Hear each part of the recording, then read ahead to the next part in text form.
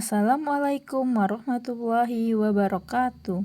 Halo adik-adik semua, perkenalkan nama kakak Dini Audia Regesta dengan NIM 2019-14-3249. Kakak dari kelas 3G Program Studi PGSD. Halo adik-adik, perkenalkan, nama kakak Ragil Vertal Rasati dengan NIM 2019-14-3262 dari Prodi PGSD, Universitas PGRI Palembang. Halo adik-adik, perkenalkan nama kakak Fofi Eniza dengan NIM 2019-14-3272 dari kelas 3G Prodi PGSD. Adik-adik semua pasti pada penasaran kan apa itu debit? Nah, daripada penasaran, kakak akan menjelaskan tentang debit. Debit adalah kecepatan aliran zat cair per satuan waktu. Jadi, debit sama dengan kecepatan. Tapi berhubungan dengan volume zat cair dan waktu.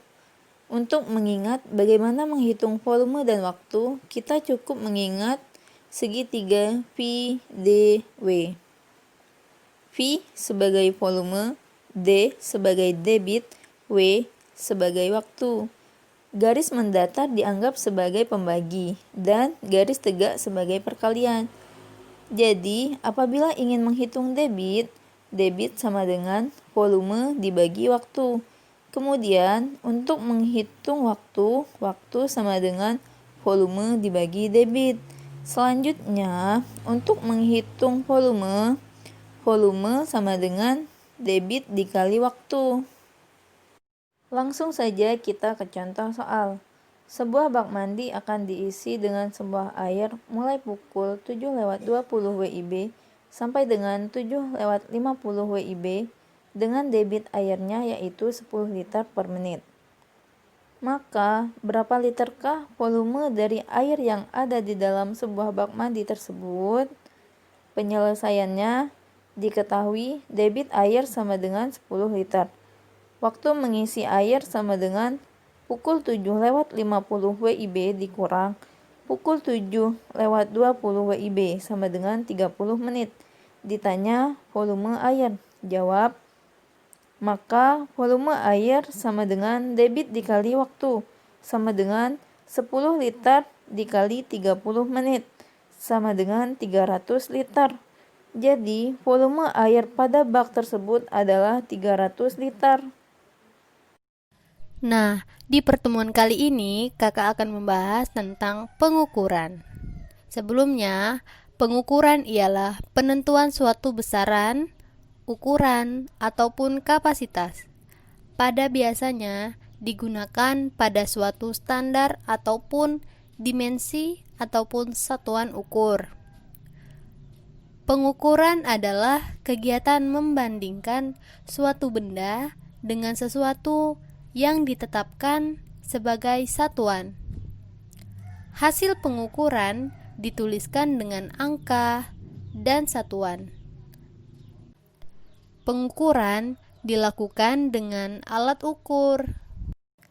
Nah, selanjutnya kakak akan memberikan contoh soal. Contoh soal yang pertama itu ada 5 km titik-titik berapa desimeter?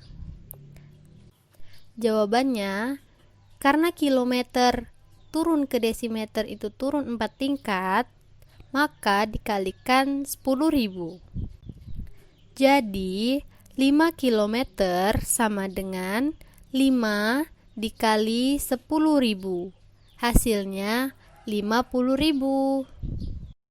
Kali ini kita akan belajar pengukuran. Dalam pengukuran kita akan belajar dua materi. Yang pertama, pengukuran panjang. Yang kedua, pengukuran berat.